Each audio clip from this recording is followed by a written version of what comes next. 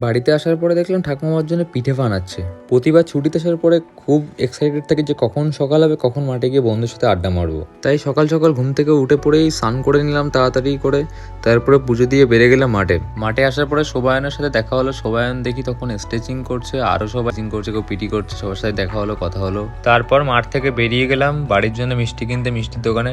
দোকানে গিয়ে দেখলাম কচুরি ভাজছে গরম গরম। তা আমি সেখান থেকে 4টে কচুরি খাওয়ার পরে টক দই খেয়ে নিলাম। খাওয়ার পরে মিষ্টি নিয়ে বাড়ির জন্য বাড়িতে এসে দেরি না করেই বেরিয়ে গেলাম সেলুনে চুল কাটতে, কেননা চুলের অবস্থা খুবই খারাপ হয়ে গেছে। 4 মাসে একদম চুল কাটা হয়নি। স্নান করে উঠতে না উঠতে এদিকে মা কোথা থেকে ছোটবেলার পুরনো সেই ভান্ডারটা বার করলো, বার করে আমাকে দিল, বললো এনে তোর ভান্ডার।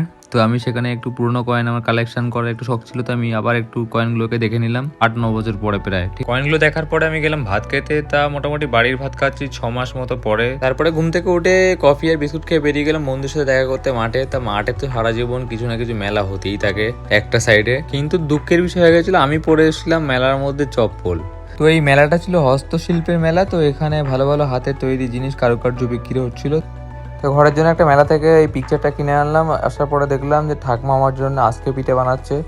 তো যাই হোক, আমি গরমকালে এখন পিঠে খাচ্ছি, যেহেতু আমি বাইরে ছিলাম শীতকালে। তাই এখন কিছু করার নেই, আমি পিঠে ভক্ত মানুষ। আমার গরমকাল শীতকাল কোনো ব্যাপার নেই, যখন হবে তখন চলবে।